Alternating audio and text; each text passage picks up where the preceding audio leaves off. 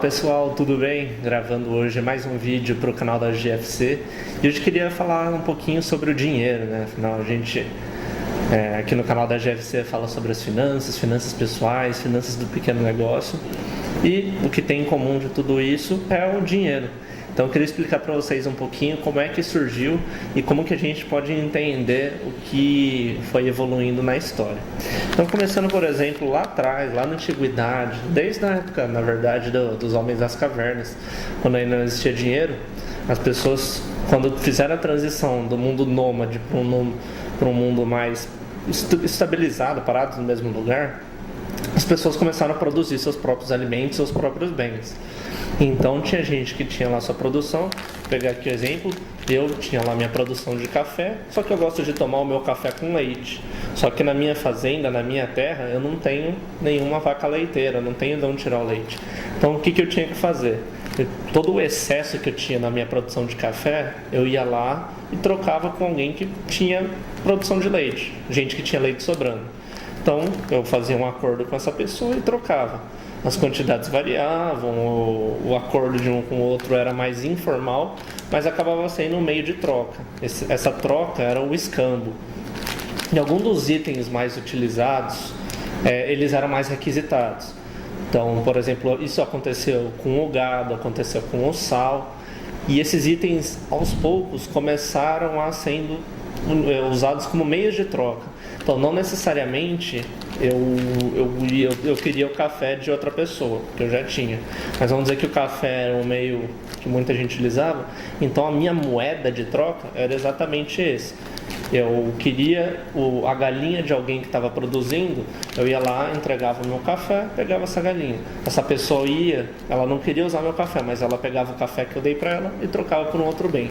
Então foram aí que os primeiros meios de troca foram criados. E a partir de certo momento, começaram a usar muito metais para fazer armas, para fazer alguns objetos. E foi aí que começou a surgir a questão das moedas. As moedas eram utilizadas, inicialmente nem tinha esse formato, nem eram moedas, eram barras, eram algumas peças em formato que os metais faziam algum formato específico. E depois que foram começando a pensar em fazer em moeda. Porque o que acontecia? Quando a gente falava, por exemplo, do sal, do gado, eram meios que eram não divisíveis, né? Eu não conseguia dividir um pedacinho de sal com alguém. Eu tinha que ir lá pesar quanto sal eu tinha e fazer essa troca equivalente. Ou o gado tinha que ir lá dar minha vaca. Então começou a surgir essa questão da moeda por ser um meio mais divisível, um bem durável. Então, ao contrário também de alguns alimentos que estragavam, esse daqui era só guardar, eu podia acumular valor, podia acumular riqueza. Então elas começaram primeiro com metais mais preciosos, então foi o ouro, o prata, o bronze, e aí que começaram a fazer novas moedas com ligas de metais, para que ficasse algo mais barato também. E mais do que isso, no começo esses metais eles eram pesados, eles eram analisados. A partir desse momento que já não tinha mais tanta intenção do peso, começaram a colocar nas moedas um número, então o que isso representava numa determinada, vamos chamar de moeda já. As civilizações, os países começaram a fazer suas próprias moedas. Então colocavam lá, essa moeda vale feito por tal país. Então a moeda começou a ter valor nesse país, nessa região, nessa civilização. A partir daí também, o que começou a acontecer? O pessoal que comprava ouro, os ourives, eles faziam o seguinte: você ia lá, dava seu ouro, muitas vezes eles não te pagavam na hora, mas eles te davam um comprovante que você tinha direito a certo valor. E foi aí que surgiu então a ideia do papel moeda. A gente tem aqui um papel moeda, qual que era a ideia? Baseado nesse comprovante, colocavam um valor escrito, esse valor é referente ao ouro que está guardado com ourives, depois ao ouro que está entesourado pelo país.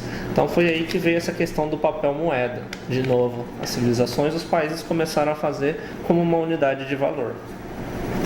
As coisas foram avançando, os bancos começaram a entrar, os bancos viraram custodiante de dinheiro das pessoas, porque as pessoas também tinham uma dificuldade de guardar todo o dinheiro em casa, tinha questão de segurança, de perda, então eles colocavam nos bancos. Os bancos aí começaram a trabalhar não só com dinheiro e moeda, mas também com cheque, Então, com base no número que você preenche num talão, é descontado da sua conta o valor que você determinou. Ou caso contrário, eu consigo receber o pagamento do cheque que eu ganhei de alguém. Os cartões, cartão de débito, cartão de crédito também funcionam desse jeito.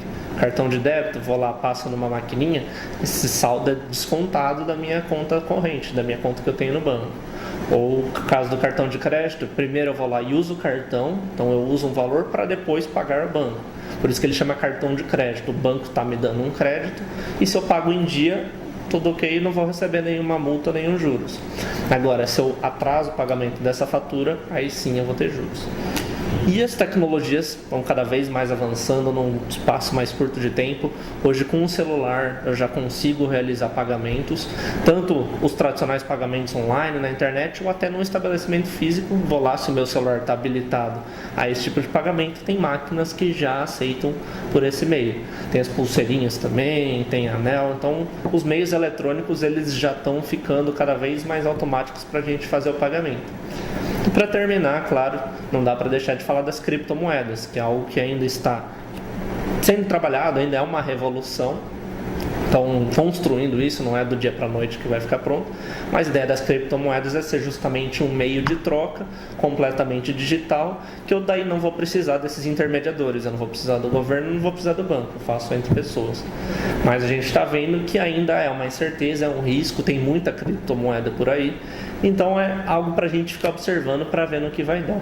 Mas vocês viram, desde o escambo até as moedas, que começaram com moedas de ouro, passaram para outros metais, papel moeda, e vem os cartões e os cheques, os meios eletrônicos de pagamento, cada vez mais a gente vê esse processo sendo encurtado. E acho que o que a gente tem que tirar de tudo isso é ter noção de quanto a gente tem e ter esse controle.